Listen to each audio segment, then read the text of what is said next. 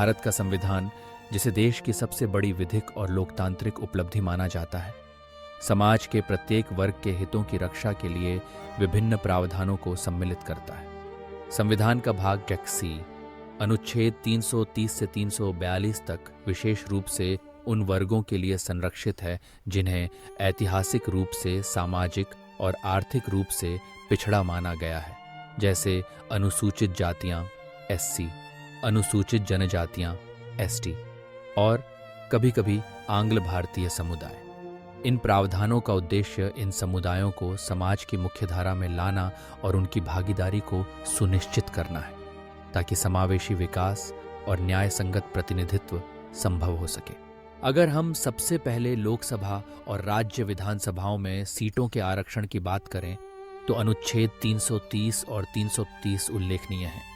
अनुच्छेद 330 के अनुसार लोकसभा में अनुसूचित जातियों और अनुसूचित जनजातियों के लिए सीटें आरक्षित की गई हैं।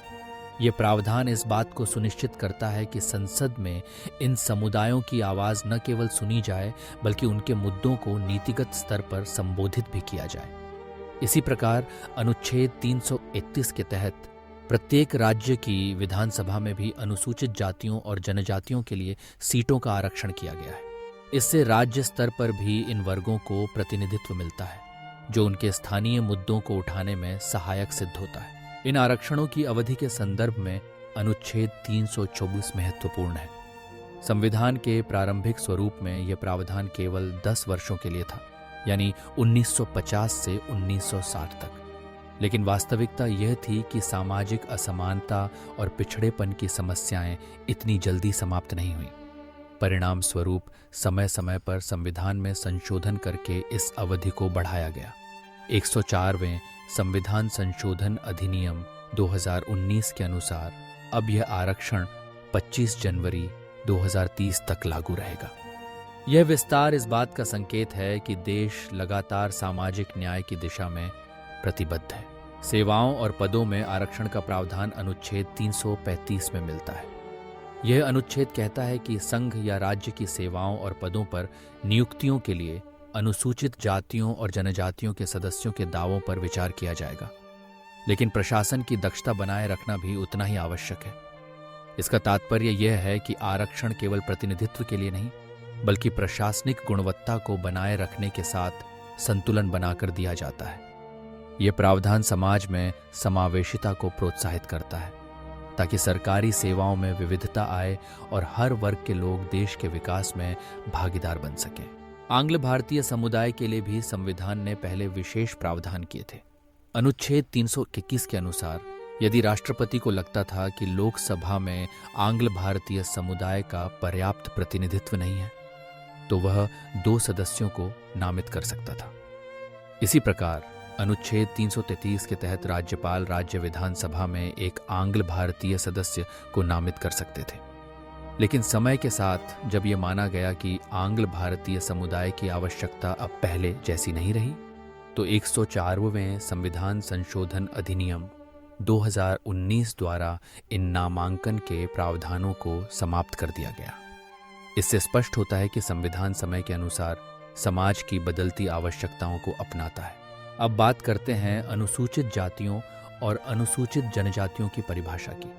अनुच्छेद 341 और 342 इस संबंध में राष्ट्रपति को विशेष अधिकार देते हैं। अनुच्छेद 341 के तहत राष्ट्रपति राज्यपाल से परामर्श करके यह निश्चित कर सकते हैं कि किन जातियों को अनुसूचित जाति के रूप में घोषित किया जाए। इसी प्रकार अनुच्छेद 342 के तहत राष्ट्रपति राज्यपाल से परामर्श के बाद यह निर्धारित कर सकते हैं कि किन जनजातियों को अनुसूचित जनजाति के रूप में मान्यता दी जाएगी। यह प्रावधान इस बात को सुनिश्चित करता है कि इन वर्गों को कानूनी रूप से पहचान मिले, जिससे वे अपने अधिकारों के लिए दावा कर सकें। इन अनुच्छेदों का समग्र प्रभाव यह है कि संविधान केवल समाज के वंचित वर्गों के लिए आरक्षण और प्रतिनिधित्व का मार्ग नहीं खोलता, बल्कि उनके सामाजिक, आर्थिक और राजनीतिक सशक्तिकरण का आधार भी बनाता है।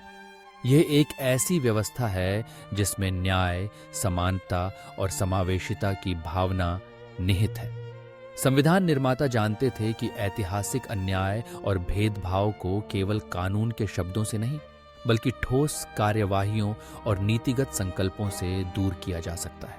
इन प्रावधानों के माध्यम से भारत का संविधान यह संदेश देता है कि लोकतंत्र केवल बहुसंख्यकों का शासन नहीं है, बल्कि यह अल्पसंख्यकों और वंचितों की भी रक्षा करता है। अनुसूचित जातियों और जनजातियों को प्रतिनिधित्व देना, सेवाओं में आरक्षण देना और समय समय पर इन प्रावधानों की समीक्षा करना, यह सब एक जीवंत, प्रगतिशील और संवेदनशील संविधान की पहचान है। इसके साथ ही संविधान के इन अनुच्छेदों का सामाजिक दृष्टिकोण से भी विश्लेषण आवश्यक है।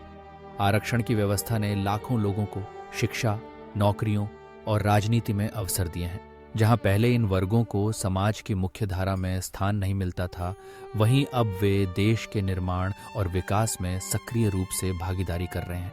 हालांकि ये भी सच है कि आरक्षण के विषय में समय समय पर बहस होती रही है।